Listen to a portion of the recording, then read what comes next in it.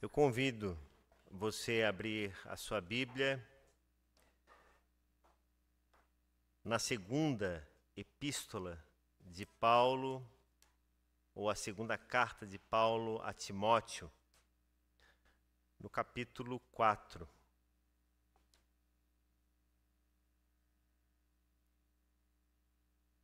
Segunda Timóteo, capítulo 4, a partir do versículo 1, nos diz o seguinte, até o versículo 8. Diante de Deus e de Cristo Jesus, que há de julgar vivos e mortos pela sua manifestação e pelo seu reino, peço a você com insistência que pregue a palavra. Insista, quer seja oportuno, quer não. Corrija, repreenda, exorte com toda paciência e doutrina.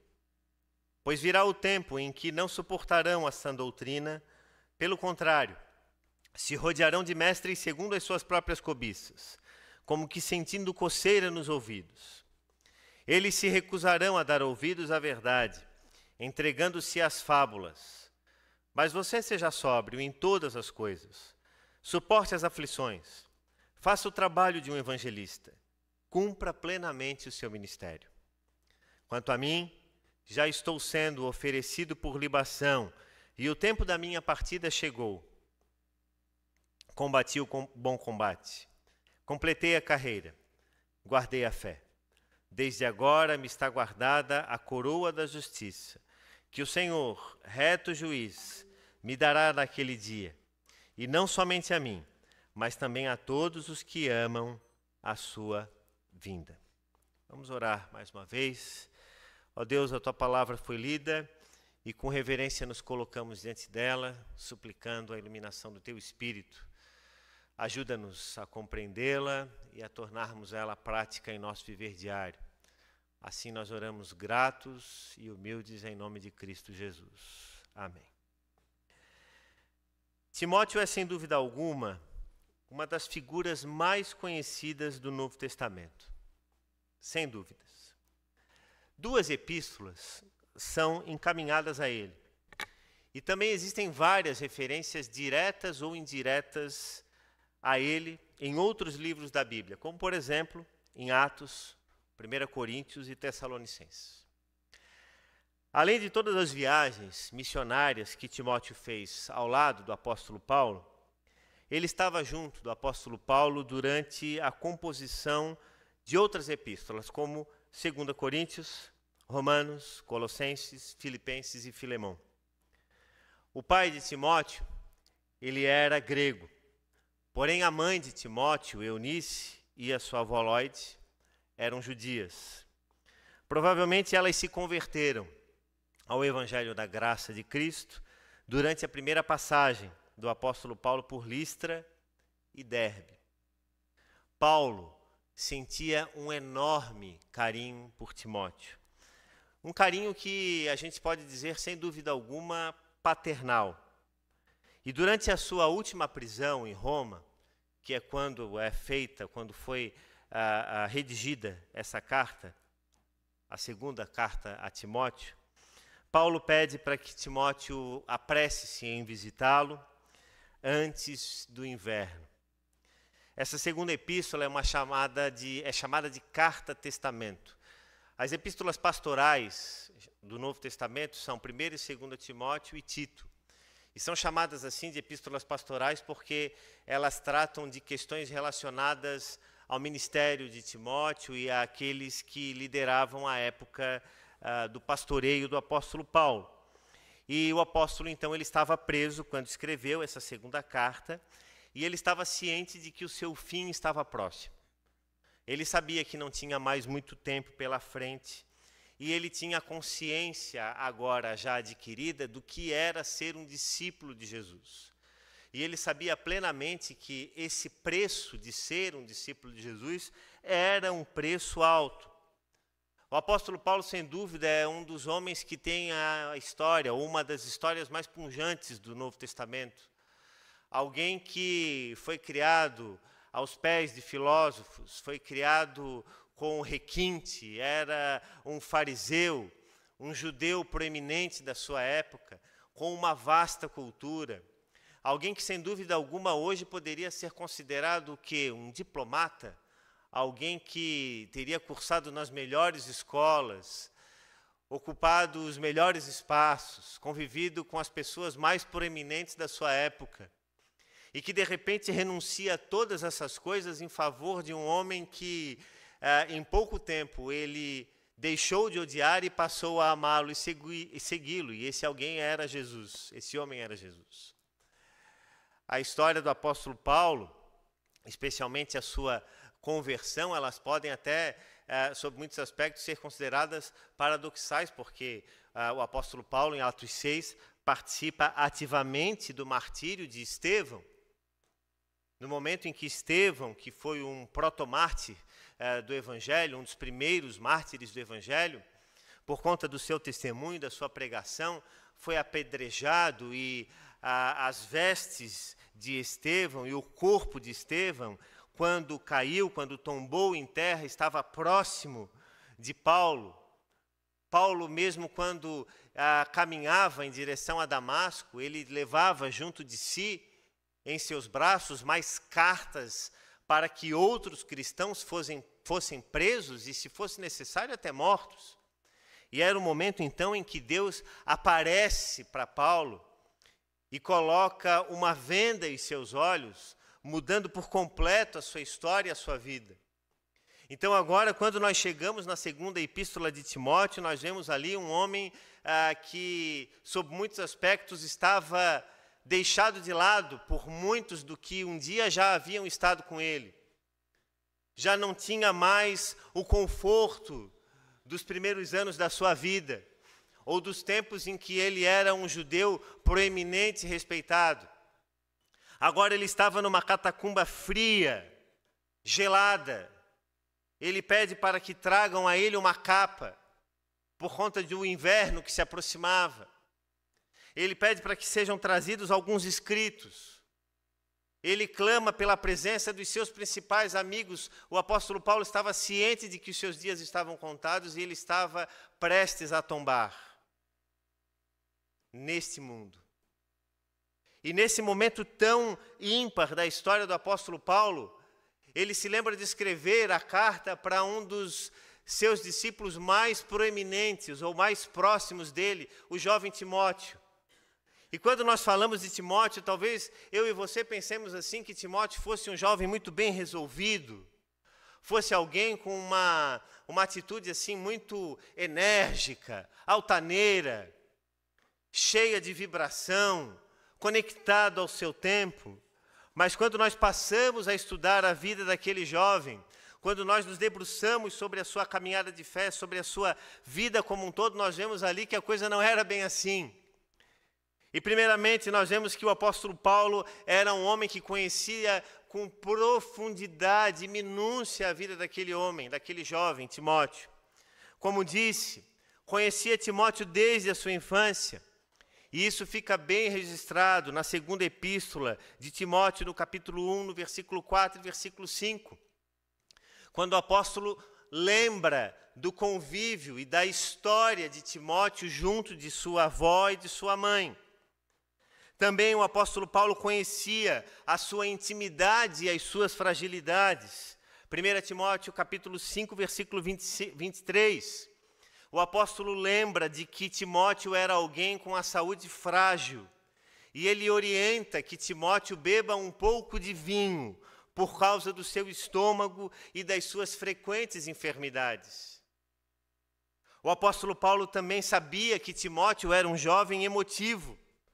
E ele relata sobre isso numa de suas cartas, na segunda epístola mesmo, no capítulo 1, versículo 4, quando ele diz: lembro das suas lágrimas e estou ansioso por ver você para que eu transborde de alegria. Ele sabia que Timóteo era um jovem melancólico, era emotivo. E ele sabia também que Timóteo era um jovem tímido e envergonhado. E em 2 Timóteo, capítulo 1, versículo 7 e 8, ele relata: porque Deus, Timóteo, não nos deu espírito de covardia, mas de poder, de amor e de moderação. Portanto, não se envergonhe do testemunho de nosso Senhor, nem do seu prisioneiro que sou eu. Pelo contrário, participe comigo dos sofrimentos a favor do Evangelho, segundo o poder de Deus.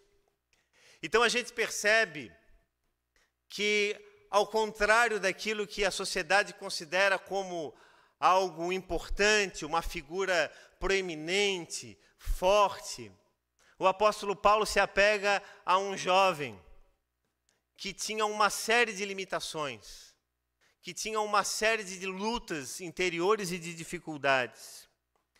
E Paulo fala para aquele jovem dizendo: Timóteo, eu estou sendo oferecido por libação. E essa era uma expressão comum entre os povos da antiguidade. Libação é como se fosse uma espécie de oferta. O ato de derramar água, vinho, sangue e outros líquidos com a finalidade ritualística, religiosa, de honra a um deus ou uma divindade. Os povos faziam isso na antiguidade, oferecer algo em libação. Era muito comum, por exemplo, na antiguidade, as pessoas, antes de beberem alguma água, derramarem um pouco de água, ou derramarem um pouco de vinho, como se estivessem oferecendo em libação, oferecendo alguma coisa daquilo que iriam tomar, daquilo que iriam fazer. Então essa era uma prática comum, e o apóstolo Paulo linka com esse costume da sua época para dizer: olha, quem está sendo oferecido em libação agora sou eu, Timóteo. Porque eu estou aqui na reta final, eu não saio mais da prisão, eu sei disso. Eu tenho a consciência de que eu estou preso e daqui eu só sairei para a morte, mas para a vida eterna. Então, o apóstolo Paulo tem nessa expressão, e a gente pode dizer sem dúvida alguma que trata-se até de um eufemismo, porque o apóstolo ele está falando da sua partida, do seu último ato, no momento em que o seu corpo tombaria e ele então se levantaria como um gigante para a história e para a fé cristã.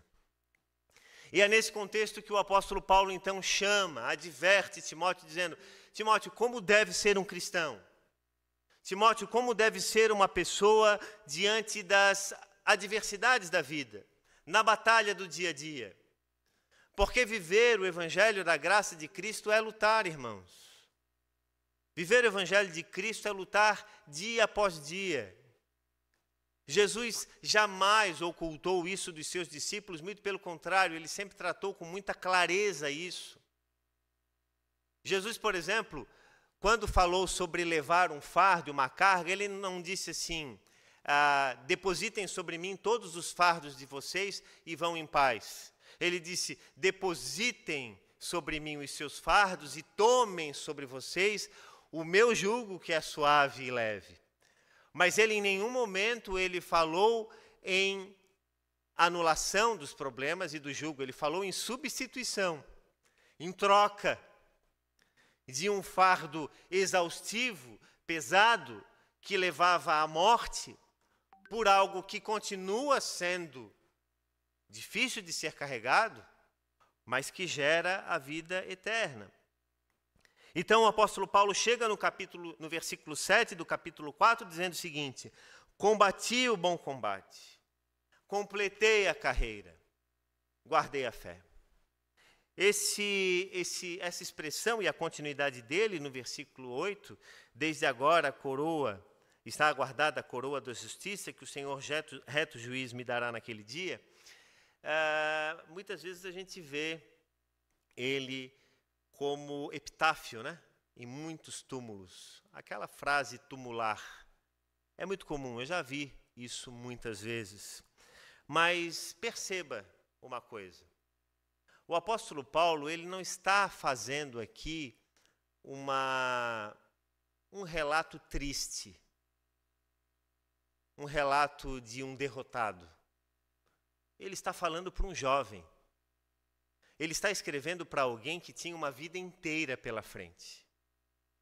E ele está falando de uma situação dele, muito específica, de algo que era fruto do seu testemunho em Cristo Jesus, mas, ao mesmo tempo, essa carta é uma carta de estímulo.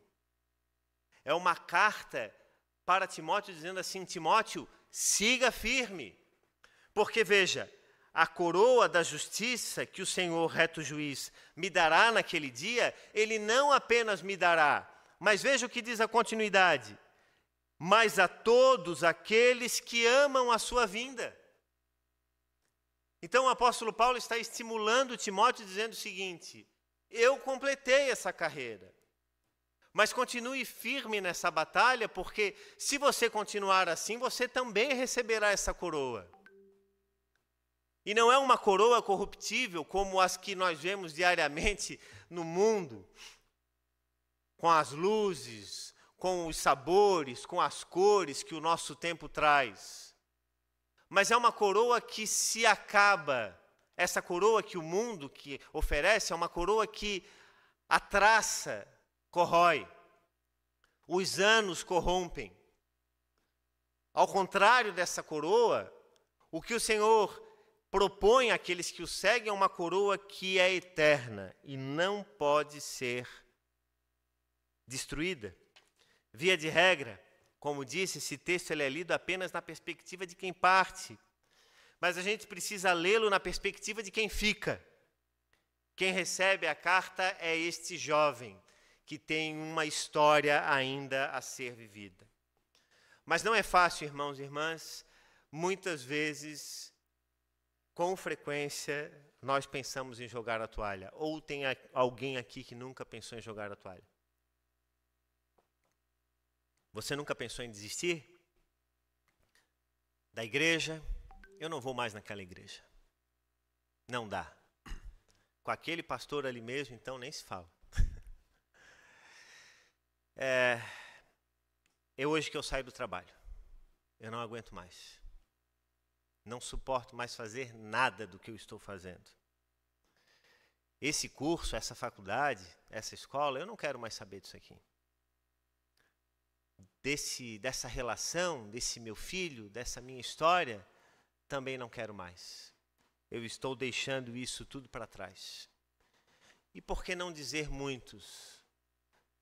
Deixar de viver. Desistir de viver. Quantos têm feito isso? Quantos têm pensado em jogar a toalha? Quantos já não jogaram a toalha e pensaram que realmente não havia outra alternativa senão desistir de tudo? Mas a mensagem que o texto nos traz essa noite é: combata o bom combate. Não desanime. Siga firme no seu propósito. No propósito para o qual Deus o chamou e para o qual Deus o tem chamado. A nossa vida, embora seja tão passageira e tão rápida, ela é composta de momentos únicos e que exigem de nós resiliência e determinação. Eu quero inclusive indicar aqui para você um filme que eu e a Renata vimos essa semana, que foi lançado aqui no Brasil e está passando nas telas do cinema. O nome dele é A Forja. Não sei se alguém viu esse filme aqui. Excelente filme, excelente. Muito bom, viu também, Darcy? Eu me emocionei várias vezes vendo esse filme. Ele está nas salas de cinema aí pelo Brasil. Se você tiver a oportunidade, vá vê-lo. E ele fala sobre isso. O que significa a forja?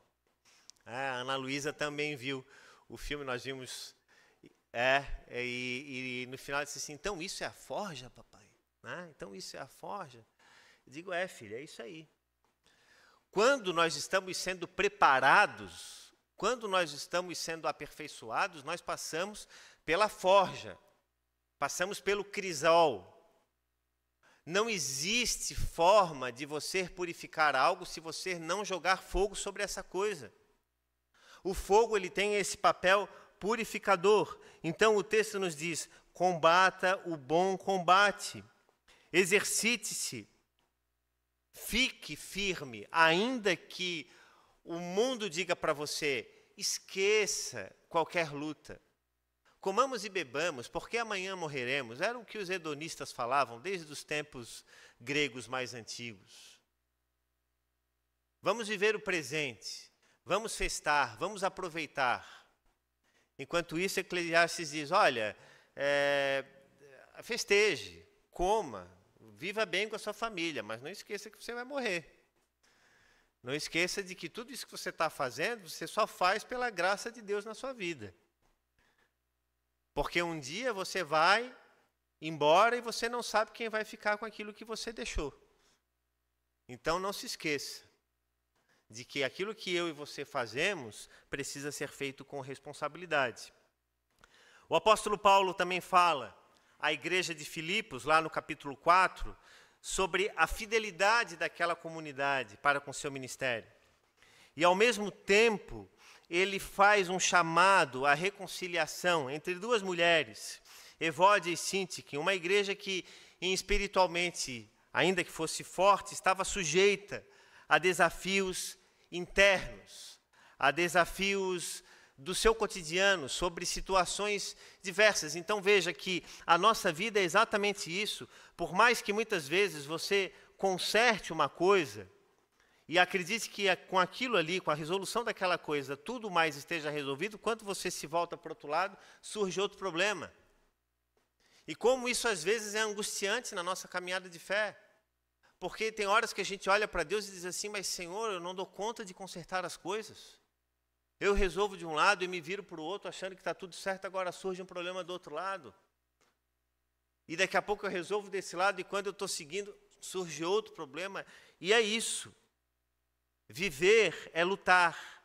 A nossa vida sempre, sempre, inquestionavelmente, nós teremos problemas e desafios a serem travados. A segunda coisa que o apóstolo Paulo fala ao jovem, ao pastor Timóteo, é sobre completar a carreira. Ele diz, combati o bom combate, depois ele comenta, completei a carreira.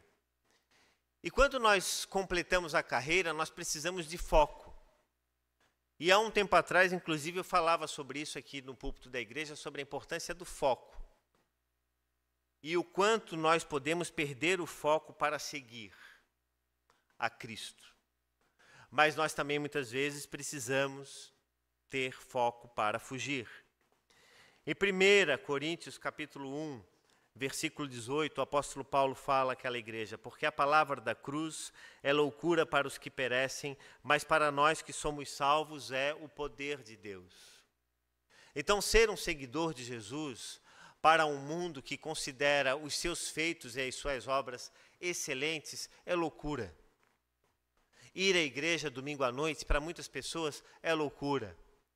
Acordar de manhã num domingo, ir para a escola dominical, ir para um culto, participar do estudo bíblico durante a semana, ler a palavra de Deus, fazer uma oração, testemunhar a Jesus como Senhor, para um mundo que valoriza tanto as suas ações, tanto as suas obras, é loucura. Mas o apóstolo Paulo fala sobre isso, ele diz que a palavra da cruz, para o mundo que se vive, é loucura. Mas ao contrário de um mundo que acha que a palavra da cruz é loucura, para nós, a palavra da cruz é o poder de Deus. É o poder que transforma, é o poder que liberta, é o poder que capacita e que nos dá forças para continuar. Em 1 Timóteo, capítulo 6, do versículo 11 ao versículo 12, o apóstolo fala o seguinte a Timóteo, mas você, homem de Deus, fuja de tudo isso. Siga a justiça, a piedade, a fé, o amor, a perseverança, a mansidão. Combata o bom combate da fé. Tome posse da vida eterna, para a qual você também foi chamado e da qual fez boa confissão diante de muitas testemunhas. Do que o apóstolo Paulo está falando para Timóteo fugir? Versículo 3. Duas coisas importantes. Os falsos mestres e o perigo da riqueza. O apóstolo Paulo fala então no versículo 6 desse mesmo capítulo o seguinte: de fato, grande fonte de lucro é a piedade com contentamento, porque nada trouxemos para o mundo, nem coisa alguma podemos levar dele. Tendo sustento e com que nos vestir, estejamos contentes. Mas os que querem ficar ricos caem em tentação, em armadilhas e em muitos desejos insensatos e nocivos, que levam as pessoas a se afundar na ruína e na perdição. porque o amor ao dinheiro é a raiz de todos os males. E alguns nessa cobiça se desviaram da fé e atormentaram a si mesmo com muitas dores. O apóstolo Paulo fala a Timóteo que era importante que ele fugisse dos ensinamentos falsos, dos mestres falsos e também do amor ao dinheiro. O apóstolo Paulo não está falando para Timóteo odiar o dinheiro, mas ele está falando sobre o amor ao dinheiro.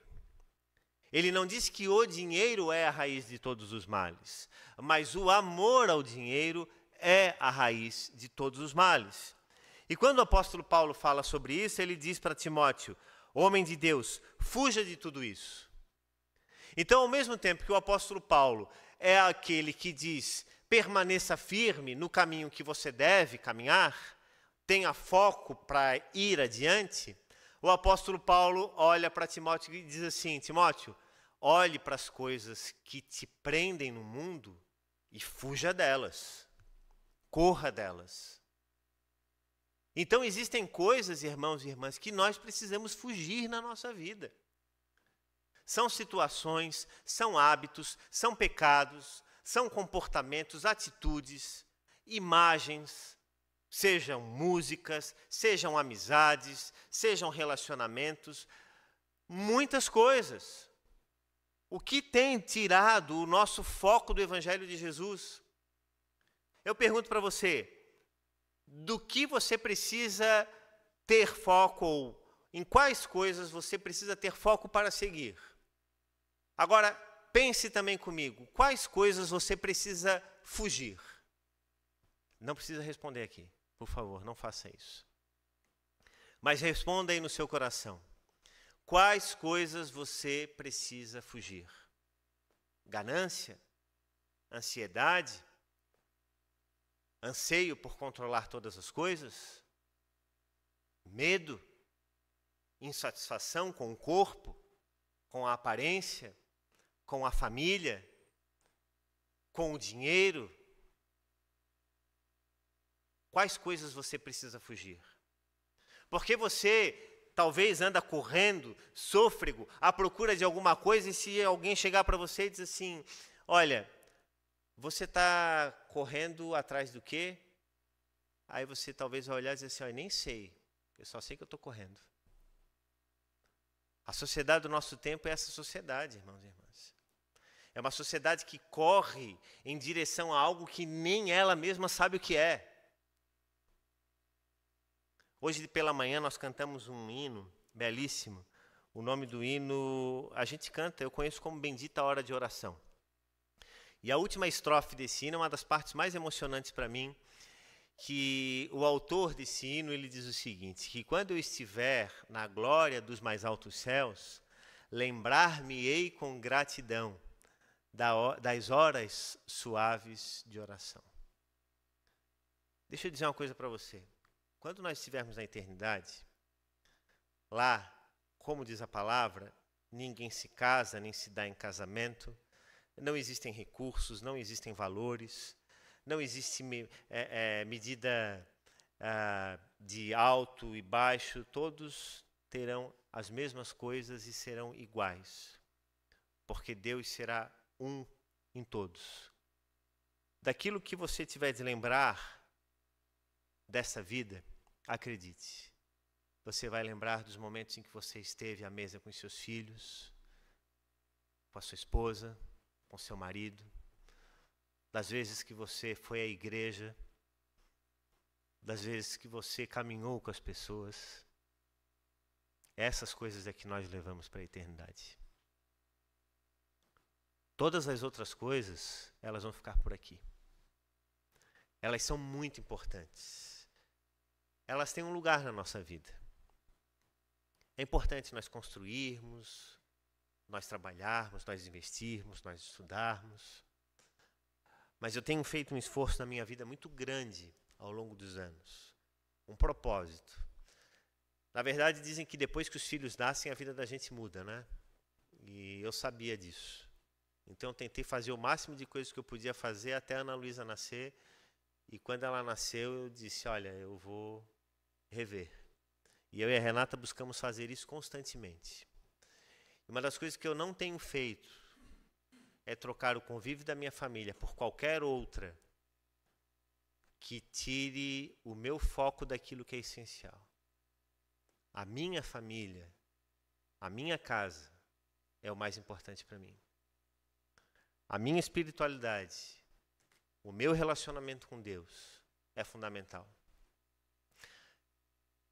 As pessoas do nosso tempo não pensam assim, irmãos. As pessoas do nosso tempo, elas estão com pressa. Elas querem viver, aproveitar o máximo. Comamos e bebamos porque amanhã morreremos.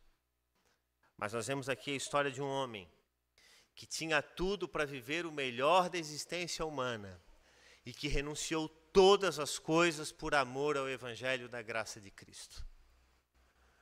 Um homem que, ao final da sua existência, não confiou os seus cuidados a qualquer poder humano, mas chamou para ser um companheiro de luta, de sofrimento, um jovem, frágil, medroso, enfermo, mas cheio de vigor, cheio de amor a Deus e do poder da graça de Deus.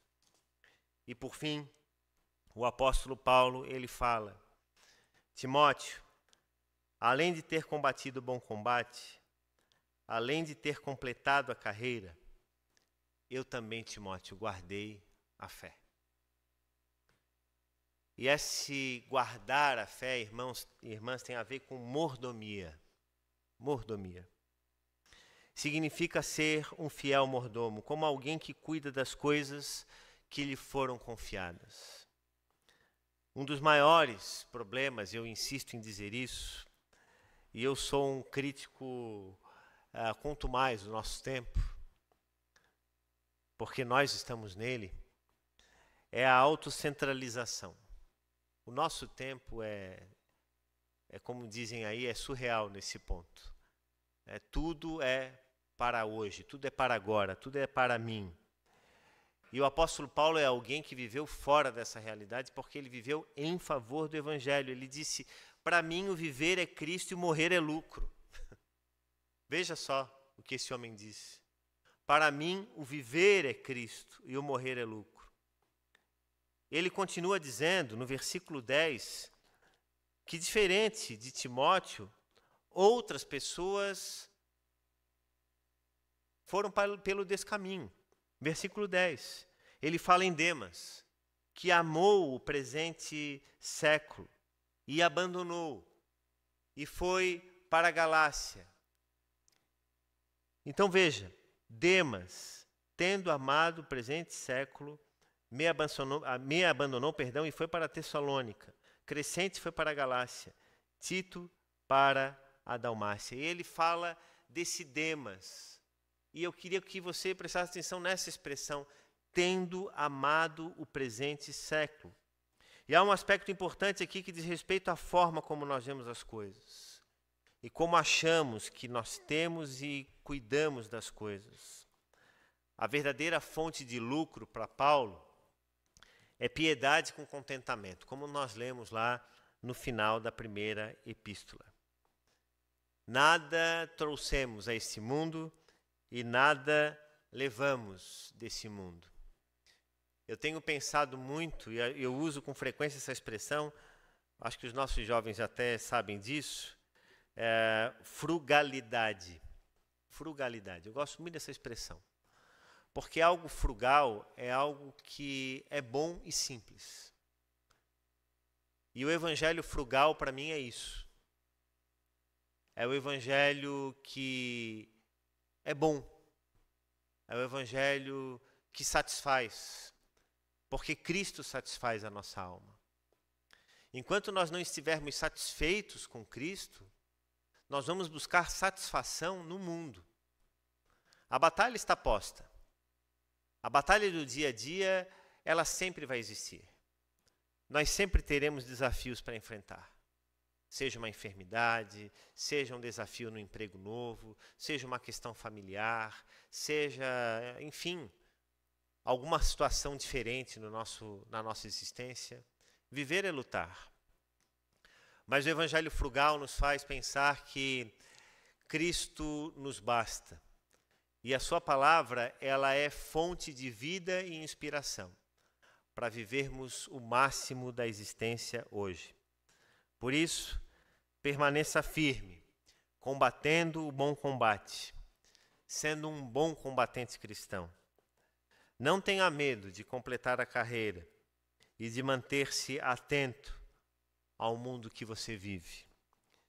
Guarde a fé com mordomia, com responsabilidade, sabendo que nada do que temos aqui nós levamos, senão aquilo que nós construímos com base no Evangelho da graça de Cristo Jesus. E certamente a vida do apóstolo Paulo testemunha isso, assim como também a vida desse jovem chamado Timóteo. Que Deus nos abençoe ricamente com a sua palavra. Amém?